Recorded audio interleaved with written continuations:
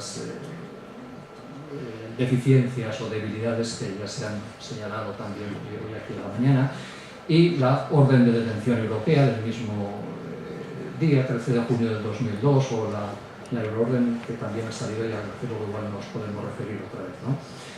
Consejo Europeo de Sevilla, junio del 2002, que va a adoptar un plan de acción en materia antiterrorista que incluye más de 60 medidas y objetivos a desarrollar. También me parece que es o que tiene una cierta importancia en este sentido la Estrategia Europea de Seguridad, el documento Solana tan trascendente y que tanto hemos valorado en otros ámbitos o para otros ámbitos, política común de seguridad y defensa, etcétera, pero creo que también tiene una importancia para este tema que estamos desarrollando aquí, por cuanto que esta estrategia va a considerar al terrorismo como una de las principales amenazas a la seguridad en Europa. Esta estrategia recorre cuáles son las amenazas a la seguridad y señala entre ellas, como digo, el terrorismo. Y creo que es importante por cuanto que el documento o la estrategia Solana, yo creo que es la primera vez o de las primeras veces que en un documento político de esta relevancia se asume explícitamente que Europa es objetivo, ya lo sabíamos, objetivo de la amenaza terrorista, pero es también base de la amenaza terrorista. Europa como base de los grupos que practican el terrorismo. También decía la profesora Salinas, los terroristas ya no están en Afganistán, sino que están en Yemen, en Sudán, ya, y en Lavapiés, y en Melilla, y claro, y este es, esto dificulta aún más la solución, ¿no? Es decir, los grupos terroristas no son algo exógeno a nosotros, sino que están entre nosotros, y eso nos hace más vulnerables todavía, ¿no? Si los grupos terroristas están entre nosotros, habrá que implementar diferentes medidas, y no solo militares, sino medidas de cooperación policial y judicial, de persecución interior. Probablemente habrá que trabajar con esas colectividades donde se asientan los grupos terroristas. Habrá que trabajar con los imanes que van a aplicar doctrina en estas mezquitas que están ubicadas entre nosotros, que nos coloca la respuesta a la amenaza terrorista en una dimensión radicalmente distinta a la que meramente securitaria, que nos colocaría si estuvieran en Afganistán, en Yemen o solo allí, ¿no? Es decir, nos coloca en una dimensión, como digo, distinta y desde luego pues con mucha más vulnerabilidad, ¿no? Bueno, en este recorrido así rápido llegamos al 11M del 2004, los atentados de Madrid, y esto va a suponer un nuevo estímulo en la lucha contra el terrorismo. El Consejo Europeo del marzo del 2004 va a aprobar la Declaración de la Lucha contra el Terrorismo, en el que va a reforzar los instrumentos existentes, Europol, Eurojust, etcétera, y va a crear otros instrumentos nuevos, como el Coordinador Europeo de la Lucha contra el Terrorismo. Y, bueno, de forma simbólica, pero este Consejo Europeo va a adoptar de manera anticipada la cláusula de solidaridad que luego va a incluir el Tratado de Lisboa. En este momento es cuando estamos en el 2004 se está procediendo a la periodo de ratificación o de aprobación del Tratado Constitucional que incluía esa cláusula de solidaridad, y de forma simbólica, como digo, se va a aprobar o se va a anticipar de forma adoptar de forma anticipada, ¿no? Unos meses más tarde, Consejo Europeo de junio del 2004, revisión del Plan de Acción en la lucha contra el terrorismo para hacer efectivas medidas que se habían adoptado ya anteriormente tras el 11. Bueno, vemos que la Unión Europea ha sido reactiva y ha ido actuando un poco en función de las circunstancias, ¿no? Primero el 11S, luego del 11M y más tarde también en función del atentado de Londres, al que luego me referiré, porque tuvo también alguna relevancia importante para algún documento que todavía no he señalado, ¿no?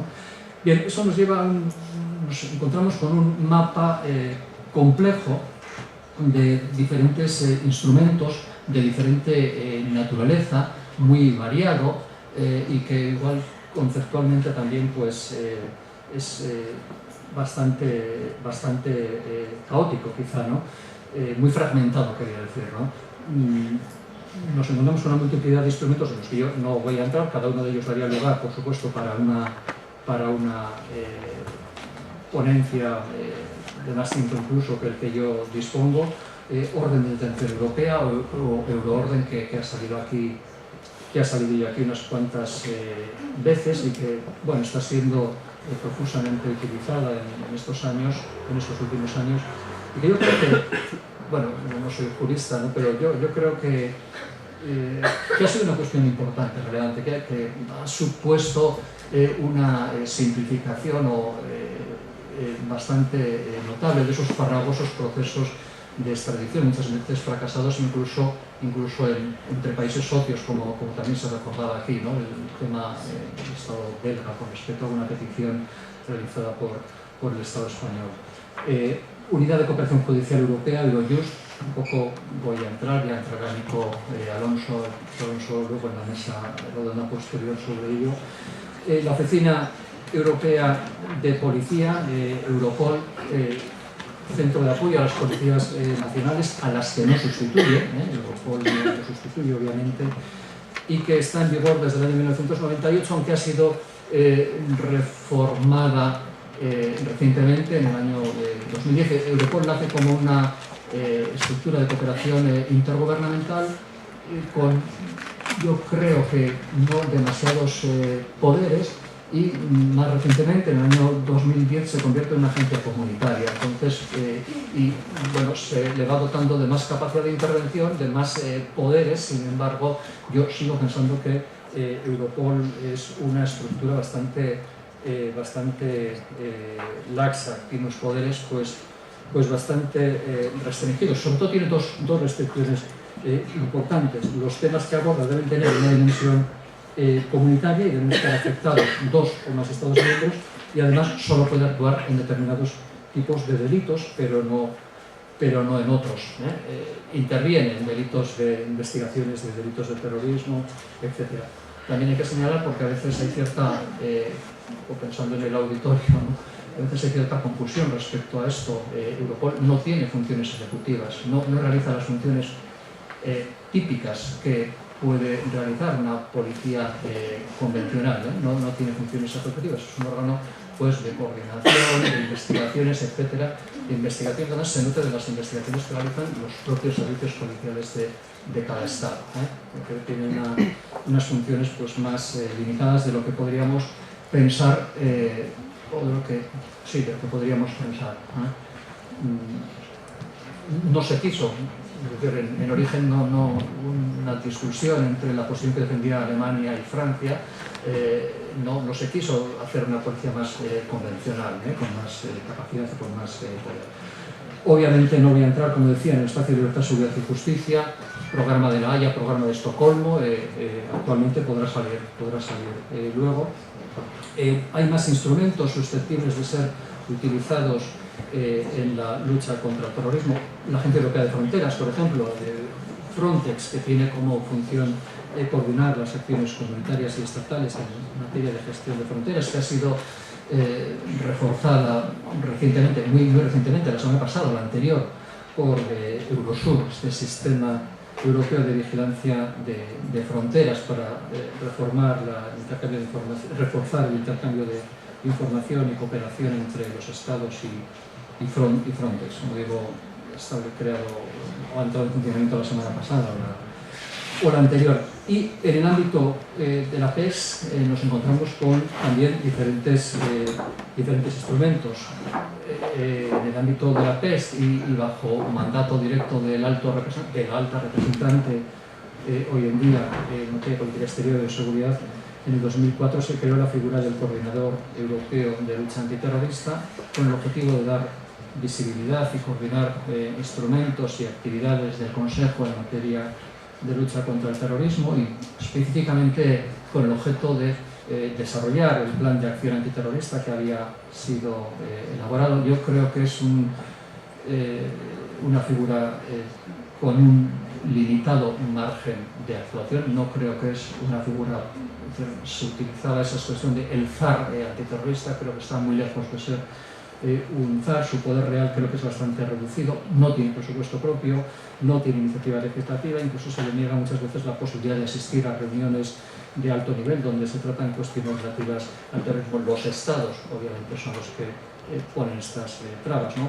Pero muchas veces su principal instrumento de actuación es únicamente la persuasión de que sea capaz ante los representantes estatales. Creo que también es una figura bastante devaluada, me parece. Bien, también en el ámbito de la política exterior y seguridad común, o más concretamente en el ámbito de lo que hoy denominamos la política común de seguridad y defensa, se está librando, se puede librar, se libra de hecho la batalla contra el terrorismo. Las misiones operativas desarrolladas en el ámbito de la política común de seguridad y defensa, o en las misiones operativas en el ámbito de la política común de seguridad y defensa, se contempla la funcionalidad en esta cuestión, ¿no? Tenemos el artículo 43 del Tratado de Lisboa. Tras señalar los diferentes tipos de misiones operativas en el ámbito de esta política, se afirma que todas estas misiones podrán contribuir a la lucha contra el terrorismo. Por lo tanto, misiones operativas en el ámbito de la política común de seguridad y defensa también como un instrumento potencialmente destinado a la lucha contra el terrorismo. Y por último, quería señalar también dentro de este ámbito de la PES cómo se va integrando, se ha integrado ya desde hace ya bastantes años la dimensión antiterrorista en los acuerdos de la Unión Europea con terceros, los planes de acción de la política europea de vecindad, o en los acuerdos de Cotonú, en los diferentes acuerdos que firma la Unión Europea con diferentes países, se contempla la dimensión antiterrorista. Incluso, aunque no vamos a tener tiempo, pero con algún documento que desde un punto de vista político, de análisis político, por lo menos tiene cierta importancia, ¿no? En el marco de la política europea, en el marco de la política euromediterránea, en el año de 2005, se firmó un código de conducta euromediterráneo antiterrorista.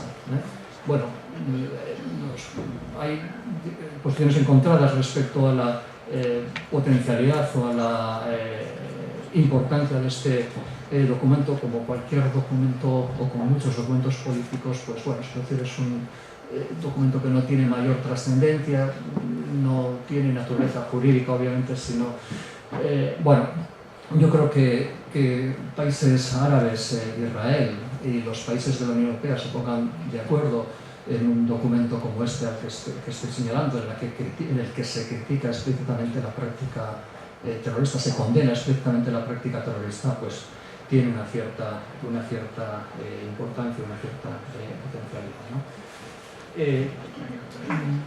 2 o 3 minutos me quedan.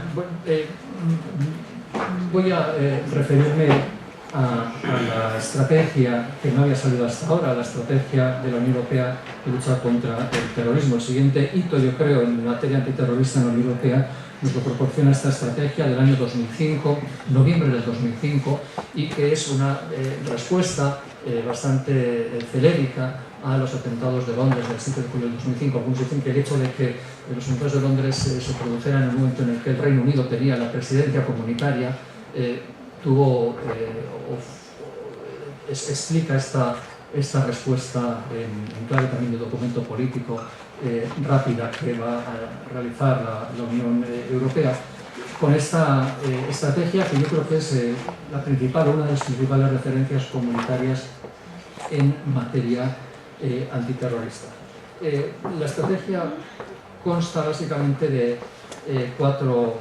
Bueno, primero, la estrategia pretende dotar de una cierta coherencia a todos estos instrumentos que hemos venido señalando, y pretende también contar con un documento que nos posibilite ser más proactivos, diríamos, ¿no? Y menos dependientes de acontecimientos de forma reactiva, como venía ocurriendo hasta la fecha, ¿no? O sea que consta de 4 ámbitos de acción, 4 ámbitos de actuación: prevención, protección, persecución y reacción o respuesta. Yo creo que el ámbito de la prevención quizá es el más definitivo y el más definitorio, no definitivo, el más definitorio de la concepción europea antiterrorista. Lo que decíamos antes, si asumimos que somos también la base del terrorismo, la labor de deslegitimación de los terroristas y la integración de las comunidades donde se asientan será importante, ¿no? Y ello pues, exige una estrategia pues, mucho más multidimensional y profunda, ¿no? Se han llevado a cabo una multiplicidad, o se están llevando a cabo una multiplicidad de programas concretos dentro de este ámbito de la prevención. Por ejemplo, yo que sé, programa de formación de imanes desarrollado por España y que, bueno, tratan de evitar que las mezquitas se conviertan o limitar la posibilidad de que las mezquitas se conviertan en un instrumento de propagación del terrorismo. Si formamos a imanes o se trabaja sobre lo que los imanes van a decir en las mezquitas, pues probablemente podemos limitar que las mezquitas se conviertan en, como digo, en un instrumento de propagación de alenta el terrorismo, etc. Formación de policía de proximidad, un programa protagonizado por Bélgica. Hay también un programa bajo responsabilidad de Holanda que está trabajando con las autoridades y representantes de comunidades locales para tratar de incidir, como digo, en esas comunidades con un alto nivel de desarraigo, etcétera, que generan personas capaces de inmolarse, ¿no? Terrorismo Internet, desarrollado por Alemania, programa de desradicalización llevado a cabo por Dinamarca, medios y comunicación estratégica bajo responsabilidad del Reino Unido. Hay una multiplicidad de programas bastante amplia. En los ámbitos de protección y persecución, obviamente, es donde se han llevado un mayor número de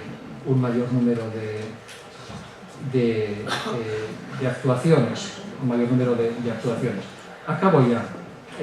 Bueno, por supuesto, el Tratado de Lisboa también va a reforzar algunos de estos instrumentos. Acabo ya. También hablaba la profesora Salinas de la cultura jurídica común europea en la lucha contra el terrorismo, ¿no? Eso me lleva a una reflexión que podríamos hacer, ¿no? ¿Existe un modelo europeo de lucha contra el terrorismo? Hay diferentes trabajos de profesores de ciencia política, etcétera, que reflexionan en torno a esto, ¿no? Es decir, afrontamos el terrorismo de una forma distinta, a grosso modo, a como se afronta en otras latitudes, Estados Unidos, pues yo creo que sí, y sin hacer demasiada propaganda comunitaria, que no es el caso, pero sí creo que la dimensión preventiva que atiende a las causas que originan el terrorismo tiene bastante importancia en la forma europea o comunitaria de tratar este fenómeno, ¿no? El terrorismo es bastante evidente que se manifiesta más asiduamente en situaciones de falta de democracia, de descomposición del Estado de Derecho, etc. Bueno, contribuiremos, por lo tanto, una forma de contribuir a la lucha contra el terrorismo será fortaleciendo o incidiendo en esas, construyendo condiciones de sociabilidad más adecuadas, en esas capas de la población donde se asientan los terroristas.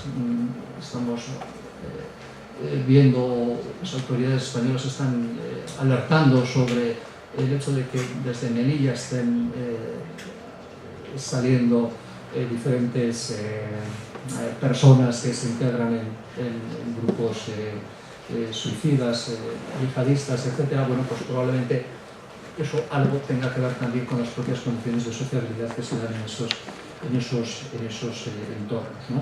Por tanto, dimensión preventiva atendiendo a las causas creo que es una característica importante del modo europeo de enfrentar el terrorismo, ligado directamente a esto, multidimensionalidad de la respuesta. Existe una multiplicidad de instrumentos de diferente naturaleza, concurren diferentes actores estatales y comunitarios para enfrentar no solo los efectos, como decía, de la acción terrorista, sino también las causas que no sé si que lo originan o que se utilizan por lo menos como argumentación para explicar cómo se origina, ¿no? Bueno, yo lo dejaría ahí.